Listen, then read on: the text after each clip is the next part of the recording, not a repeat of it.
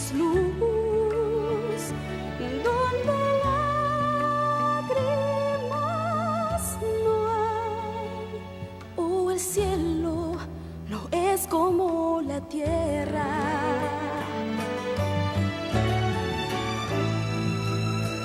Oh, si pudiese hablar en la lengua de Cana,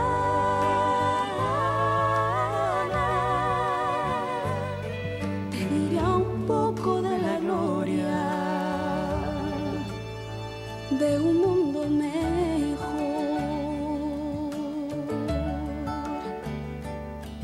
Te diría un poco de la gloria de un mundo mejor, de un mundo mejor, de un mundo mejor.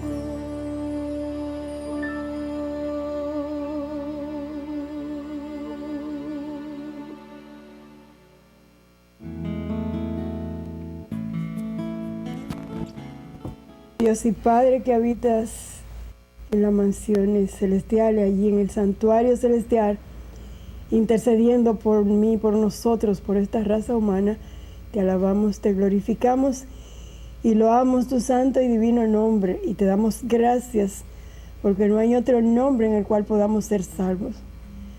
Padre, queremos pedirte una bendición por cada persona que está ahí y pedirte que tú dirijas lo que resta de esta programación, que tú pongas carbones encendidos en nuestros labios y que tu mensaje llegue como tú quieres que llegue y que no vuelva vacío. En el nombre de Jesús, conforme a tu voluntad. Amén. Buenos días de nuevo, gracias por estar ahí. Nos vamos perseguidos y perseguidores dentro de la iglesia y esto lo vamos a hacer en base a el texto bíblico que se registra en 2 de Timoteo 3, 11 y 12, usted puede acompañarme ahí con su Biblia, y dice, 2 de Timoteo 3, 11 y 12, eso es Pablo hablando, persecuciones, padecimientos como los que me sobrevinieron en Antioquía, en Iconio, en Listra, persecuciones que he sufrido, y de todas ellas me librará Jehová. Dios bendiga esta promesa. De todas ellas nos librará Jehová. Así que nos vamos con el tema. El hermano le puso desenmascarando perseguidores y perseguidos. Bueno, decíamos al principio que por qué era interesante este tema. Pero hay un asunto y es que la gente tiende a olvidar el pasado. Por eso a mí me gusta mucho la historia, porque la historia nos hace encontrar nuestro origen, los hechos de las cosas. La historia es maravillosa. Sí. Bueno, la misma profecía que nosotros no debemos temer a menos que olvidemos cómo el Señor se manejó, dirigió a su pueblo pasado. Y dicen los historiadores que los pueblos que no conocen su historia repiten los mismos errores. Por eso es que nosotros decimos, vea la Biblia para que conozca la historia, no repita los mismos errores. Usted me robó ese párrafo que le iba a decir. Está muy consonante, mi hermano. Bueno, es verdad. ¿Sabe por qué? Porque al no informarse, como hablábamos del periódico divino y de la noticia que el periodista Pedro dio hace 2000 años, donde nos decía que debemos estar atentos a las profecías, ¿verdad? Como una antorcha que alumbra en lugares que... Sin embargo, la gente le gusta mucho que le digan, porque ni siquiera para eso somos trabajadores, para investigar por nosotros mismos. Bueno, hay una porción muy grande de gente que no le gusta leer nada. Y ahora esto se ha puesto más grave con las redes sociales. Con las redes sociales. Por ejemplo, cuando yo estudiaba en la escuela, ponían a investigar, a leer libros, a un clic y pégalo ahí. Y ya. Bueno, el caso es que aquí dice Pablo que toda de las persecuciones que él sufrió y que Y entonces dice que todos aquellos que como él quieran vivir una vida fiel, recibirán ¿qué? Persecución. Pero note una cosa importantísima. ¿De dónde salían los perseguidores que perseguían a Pablo? Bueno, de la misma idea. Uno de los problemas más grandes es que al no estudiarse la historia bíblica, ¿verdad? Está como está. La gente habla de que fulano, siempre la persecución la extiende kilómetros y kilómetros lejos de donde está. ¿Te acuerdas de la Biblia narra de alguien que buscaba un tesoro y anduvo el mundo buscando algo así parecido, pero y vendió la tierra? ¿Y dónde estaba el tesoro? En su propio patio. En su propio patio. Y nosotros tenemos la verdad en nuestras manos y no la conocemos.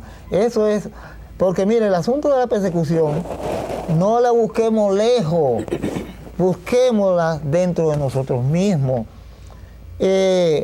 Nosotros, si damos un vistazo a la historia, nos encontraremos con que la persecución y el principal sufrimiento de la iglesia salió de dentro mismo. O sea, los conflictos internos de la religión son menos sabidos que aquel que le picó un ojo, vamos a decir, a un cristiano y le hizo daño en la vista. ¿Sabe por qué? Porque nosotros no hemos descubierto la América de que la persecución sale de adentro. La persecución siempre ha salido de adentro. Bueno, y, eso es sencillo, mi hermano, porque cuando en los tiempos de Cristo un concilio eclesiástico se reunió y determinó la muerte de Jesucristo. Y ese concilio no era griego, ni chino, ni árabe. No era un concilio cristiano. No, y no solamente un concilio cristiano, los cabezas llamados dirigentes de la iglesia, los hermano. principales, los sacerdotes. Exactamente, que eso es lo que la gente debe despertar.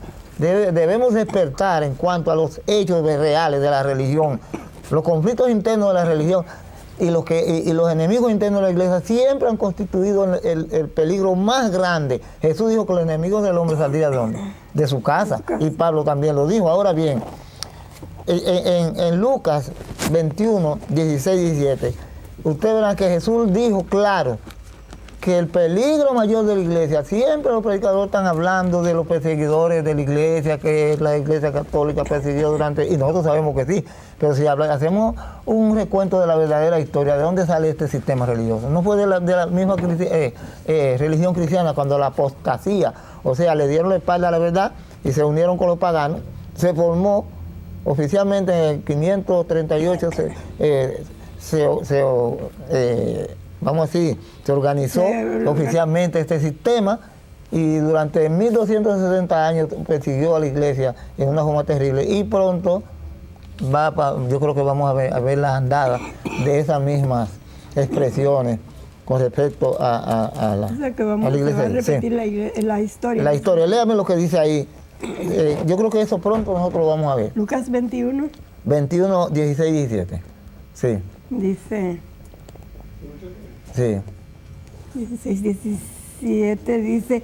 16, 21, 16. Mas seréis entregados aún por vuestros padres y hermanos y parientes y amigos, y matarán a algunos de vosotros. Y el 17 dice, seréis aborrecidos de todos por causa de mí. Note que antes de mencionar a lo de afuera, menciona las personas más íntimas de uno, papá, mamá, hermanos, hermanas, tíos, sobrinos. ¿Por qué eso comenzó? Porque es así. Si vamos a nivel de iglesia, de sistema, si nosotros leemos la historia, veremos que dentro del pueblo de Dios siempre ha habido una guerra. Bueno. Y una guerra entre los fieles y los infieles de ella. Y resulta que casi siempre los infieles han sido mayoría. Ajá, ¿y sabe qué?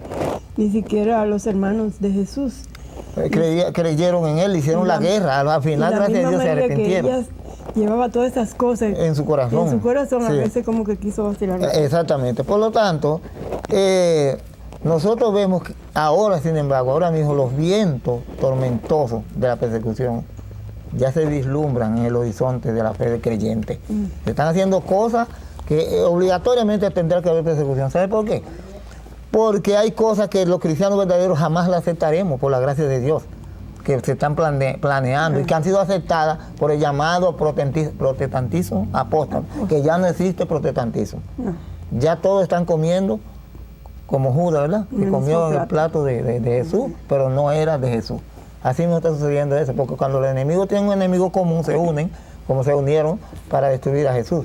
Ahora bien, nosotros tenemos por delante unos momentos que no han existido jamás, ¿verdad? En la Biblia, como dice el profeta Daniel, que en los últimos días habrá un tiempo cual nunca se ha visto en la tierra después que los hombres vivimos en ella. Por lo tanto, nosotros nos quedamos en la apostasía en el momento del nacimiento de Jesús. ¿Se acuerdan?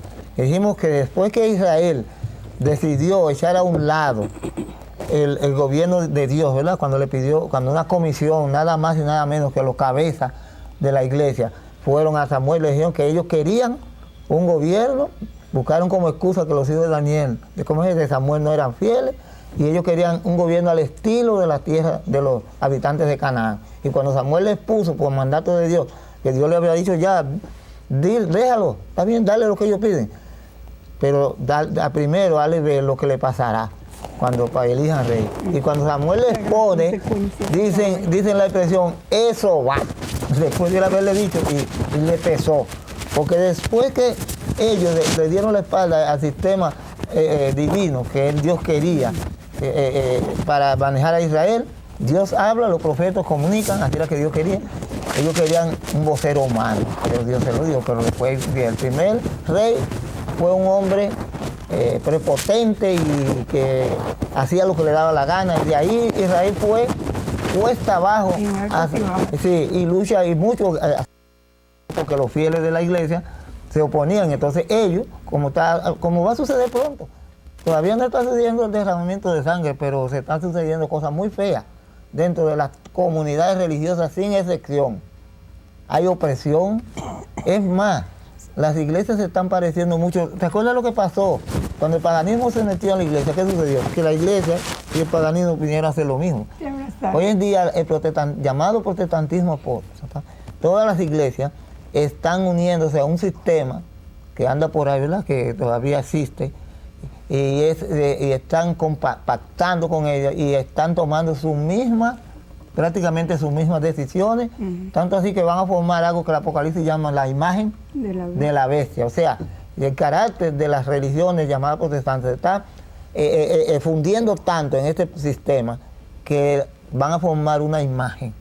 O sea, alguien que va a tener los mismos pensamientos, las mismas actitudes, las mismas características persecutorias y malignas de ese poder político religioso que gobierna el mundo. Por lo tanto, nosotros vamos a ver que después de regreso de los judíos a la tierra de Canaán, después del cautiverio de 70 años, después de la pequeña reforma de Nehemías y Esdras, llegó un tiempo terrible de cuesta abajo que llegó hasta el momento del nacimiento de Jesús. Yo tengo aquí ese texto que ella leyó, que donde Jesús dijo que seguiría el mismo patrón, persecución donde interna, y por eso mencionó yo creo que es un vínculo de lo más estrecho que existe, ¿no? Así, papá, esposo, madre, hijo, y lo mencionó.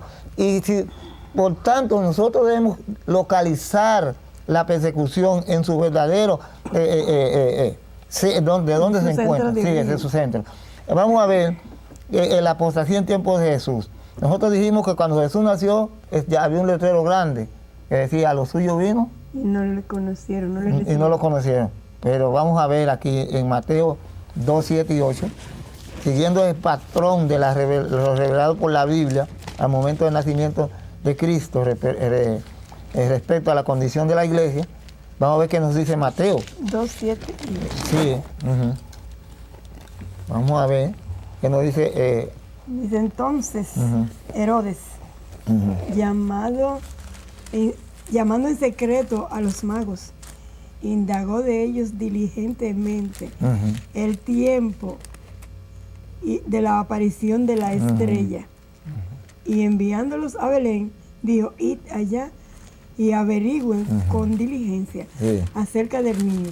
Y cuando le hallen, hacedmelo saber, para que yo también vaya y le adore. Ese es Mateo 2, 7 y 8. Ahora léame el versículo 16. 2, de ahí mismo. El 16 dice, Herodes entonces, cuando se vio burlado por los magos, se enojó mucho y mandó a matar a todos los niños menores de 2 años que había en Belén y en todos sus alrededores, conforme al tiempo que había inquirido de los Ese texto ya lo habíamos leído, Sí. ¿sabe pasado? Donde decía que Satanás trató de destruir a Jesús desde el mismo momento y utilizó a los hombres más cercanos del pueblo. Y aquí vemos que es el único gobernante